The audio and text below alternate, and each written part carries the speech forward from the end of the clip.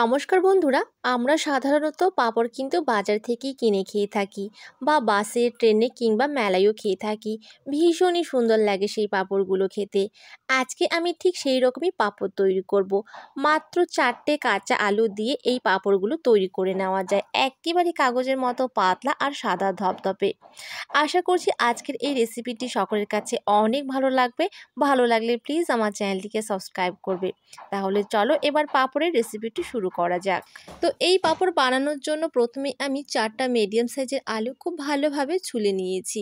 আর অবশ্যই ছুলে নেওয়ার পর এভাবে কিন্তু জলে রাখতে হবে, যাতে আলুটা কালো হয়ে না যায়। যদি আলুটা কালো হয়ে যায় এতে করে কিন্তু পাঁপড়গুলো কালো হয়ে যাবে। তাই অবশ্যই কিন্তু এভাবে জলের মধ্যে কিন্তু আলুগুলোকে গ্রেট করে নেবে। তো এবার আমি একটা গ্রেটারের সাহায্যে আলুগুলোকে এভাবে গ্রেট করে নিচ্ছি। তোমরা চাইলে কিন্তু একটা ছুরির সাহায্যেও আলুগুলোকে ছোট ছোট টুকরো করে কেটে নিতে পারবে। তো একইভাবে সমস্ত আলুগুলোকে আমি এখন গ্রেট করে নেব। তো একইভাবে সমস্ত আলুগুলোকে কিন্তু আমি গ্রেট করে নিয়েছি। এবার আলুগুলোকে আমি 3 থেকে 4 বার খুব ভালোভাবে জল পাল্টে পাল্টে ধুয়ে নেব। তো দেখতেই পাচ্ছ বন্ধুরা, আলু থেকে কিন্তু পরিষ্কার জল বেরিয়েছে। তো আলুগুলোকে খুব ভালো করে ধুয়ে নিয়েছি। এবার দেখো, এখানে কিন্তু একটু লক্ষ্য করবে যে আমি কতটা জল দিচ্ছি। আমি এখানে একটা কাপ নিয়েছি। এবার এই কাপের মাপ করে কিন্তু আমি এখানে 4 কাপ জল নিয়ে নিচ্ছি। এবার জলটাকে গরম হতে দেব। আর এদিকে দেখো বন্ধুরা, যেই কাপের মাপ করে আমি জল নিলাম, তো সেই কাপের মাপ করে কিন্তু এখানে 1 কাপ সাবু রয়েছে। আর সাবুটা কিন্তু কালকে রাতে আমি ভিজিয়ে রেখেছিলাম, আর আজকে কিন্তু কয়েকবার জল পাল্টে ধুয়ে নিয়েছি। আর দেখো, সাবুটা কিন্তু অনেকটাই ফুলে গেছে আর নরমও হয়ে গেছে।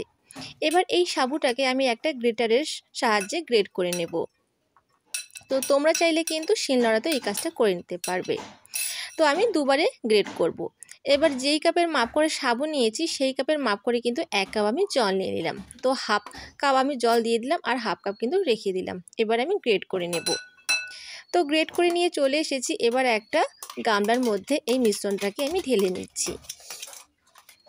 এবার বাকি যে সাবুটা রয়েছে সেই সাবুটাও কিন্তু একইভাবে আমি পেস্ট করে নেব। এবার বাকি যে আমি জলটুকু রেখেছি হাফ কাপ, তো সেই জলটা কিন্তু আমি এখানে দিয়ে দিলাম। তো মোট কিন্তু আমার এখানে 1 কাপ জল লাগলো। এবার আবারও খুব ভালোভাবে পেস্ট করে নেব। তো পেস্ট করা হয়ে গেছে। এবার আমি একটা গামলার মধ্যে ঢেলে নিচ্ছি। এবার যে গ্রেট করে রাখা আলুটা রয়েছে সেই আলুটাও কিন্তু একইভাবে আমি পেস্ট করে নেব। তো এবার এই আলুর মধ্যেও কিন্তু দিয়ে দিচ্ছি আমি 1 কাপ পরিমাণে জল। যেই কাপের মাপ করে আমি সাবুটা নিয়েছি সেই কাপের মাপ করেই কিন্তু আমি এখানে জলটা নিয়ে নিলাম। এবার আমি খুব ভালোভাবে পেস্ট করে নেব। তো পেস্ট হয়ে গেছে। এবার আমি যেই সাবুর মিশ্রণটা রয়েছে সেখানে আমি ঢেলে দিলাম। এবার আমি আলু আর সাবুটাকে একসাথে খুব ভালোভাবে মিশিয়ে নেব।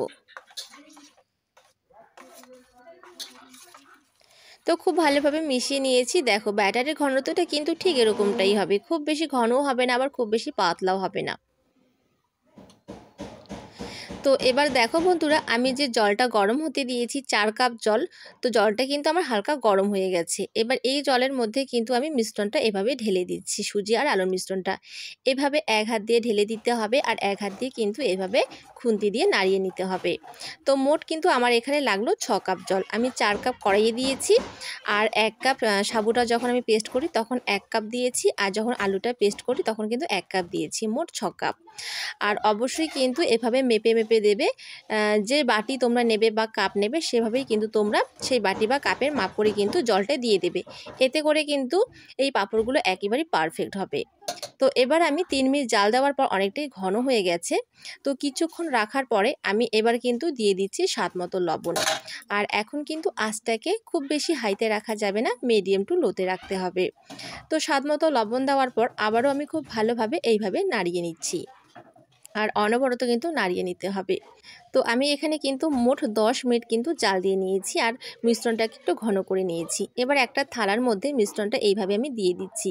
দেখছি যে পাঁপড় বানানোর জন্য মিশ্রণটা তৈরি হয়েছে কিনা।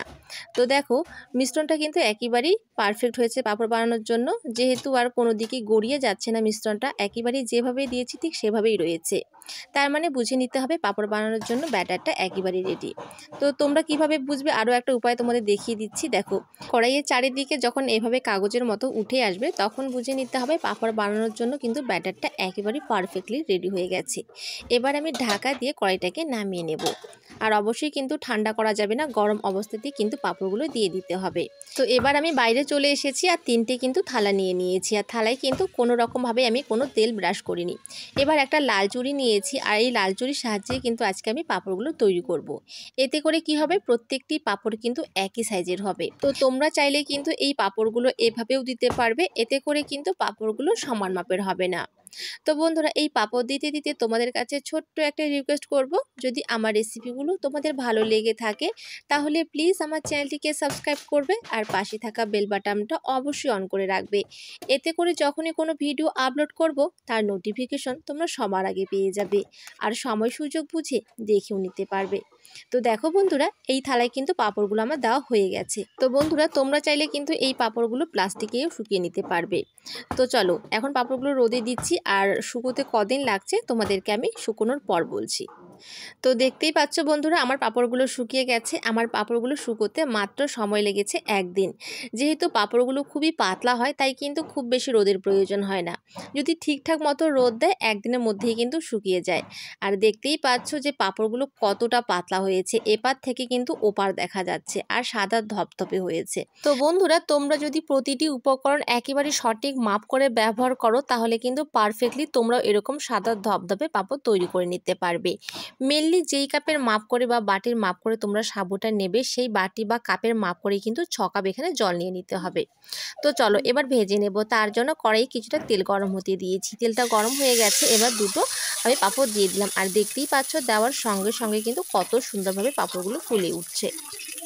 তো এই পাঁপড়গুলো আমার ভাজা হয়ে গেছে, এবার তেল ঝরিয়ে তুলে নিচ্ছি। আর আজকে কিন্তু বন্ধুরা আমি একেবারে সিম্পলভাবে পাঁপড়গুলো তৈরি করে দেখালাম। আর তোমরা যদি চাও তাহলে কিন্তু এই পাঁপড়ের মধ্যে মশলাপাতিও ব্যবহার করতে পারো। তো যখন তোমরা পাঁপড়গুলো শুকোতে দেবে তখন কিন্তু সেই ব্যাটারের মধ্যে তোমাদের পছন্দ মতো যে কোনো মশলা কিন্তু অ্যাড করে নিতে পারবে তোমরা। তো আজকে কিন্তু আমি এভাবেই তৈরি করলাম।